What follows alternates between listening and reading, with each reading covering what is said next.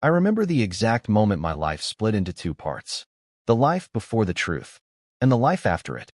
Because the day my best friend Emma told me my husband was secretly sleeping with my younger sister Lily, I laughed. Not because it was funny, but because the idea sounded impossible. My name is Maya.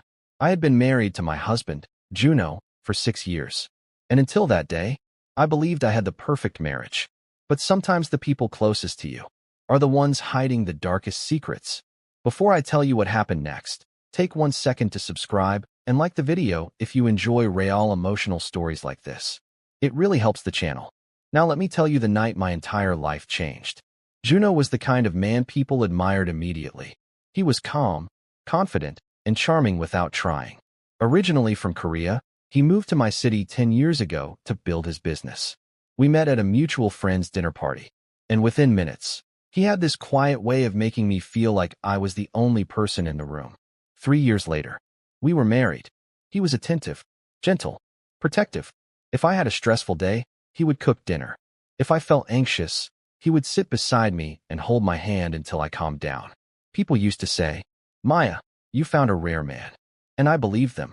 Our house was peaceful. Our routines were simple. Morning coffee together, late-night movies, and sometimes those slow romantic evenings where Junho would wrap his arms around me in the kitchen while I cooked, his voice low near my ear. Those quiet moments made me feel safe. But the biggest change in our home happened 1 year ago, the day my younger sister Lily moved in. Lily had always been different from me, more carefree, more spontaneous. While I planned everything carefully, Lily followed her emotions. When she lost her job and broke up with her boyfriend in the same week, she called me crying. So of course I told her she could stay with us.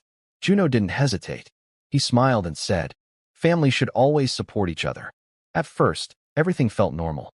Lily helped around the house. She joked with Junho. Sometimes the three of us would watch movies together. But slowly, things began to feel strange. Little things, the kind you ignore at first. Like the way Lily suddenly started dressing nicer around the house. Or how Junho laughed harder at her jokes than he used to.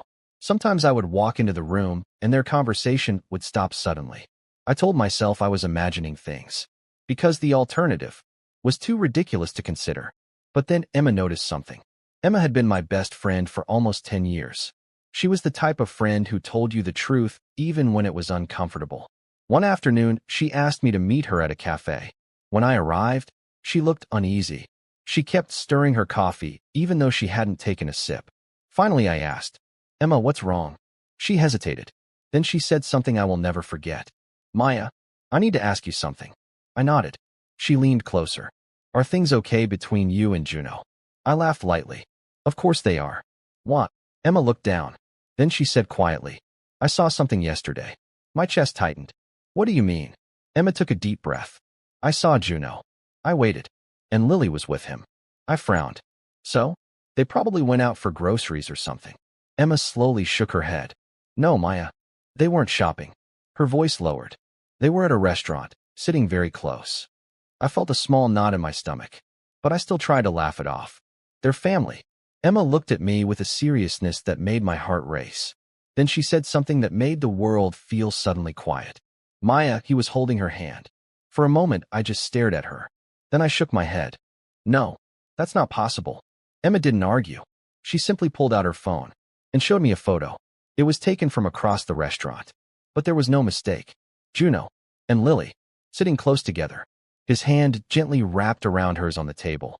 I felt like the air had disappeared from the room, but my mind still refused to accept it. "There must be an explanation," I whispered. Emma reached across the table and squeezed my hand. "I hope there is." I went home that night feeling like my thoughts were fighting each other. Junho greeted me with his usual warm smile. He kissed my cheek, asked about my day. Everything looked normal. Lily was in the kitchen humming while cooking. If Emma hadn't shown me the photo, I would have believed everything was fine. But once doubt enters your mind, you start seeing things differently. The way Junho glanced at Lily across the room, the way Lily smiled back, and the silence that followed when I entered the room. That night, I barely slept, because a terrible question kept repeating in my head. What if Emma was right? The next morning, I made a decision. I wouldn't accuse anyone. Not yet. I needed the truth. So 3 days later, during dinner, I said casually, "I have to travel for work tomorrow. I'll be gone overnight. Junho nodded. No problem. Drive safely. Lily didn't say anything, but for a split second, I noticed a strange look pass between them. The next evening, I packed a small suitcase. Junho kissed me goodbye at the door, his arms wrapped around my waist. Come back soon, he said softly.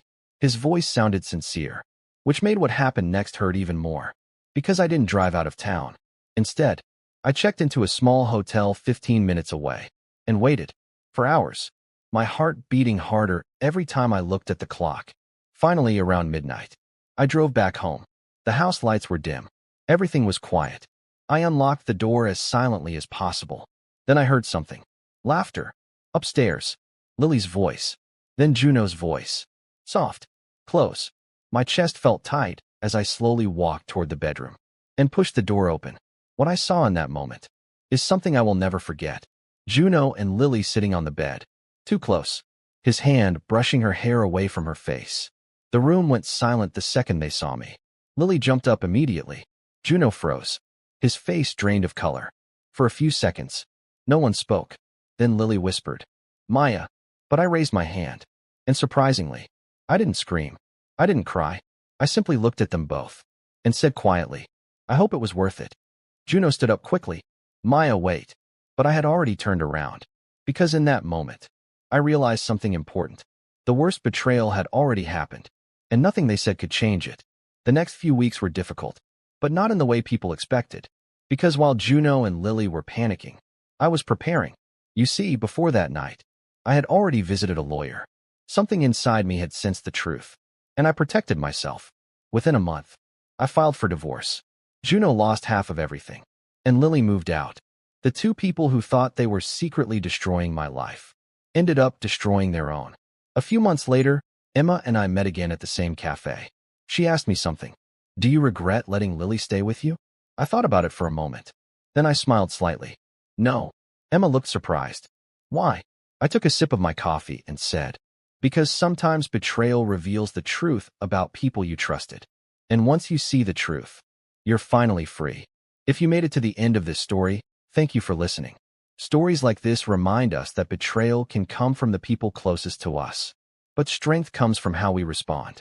If you enjoyed this story, don't forget to like the video, subscribe to the channel, and comment below. What would you have done if you were Maya? And remember, sometimes the truth hurts, but it also sets you free. I'll see you in the next story.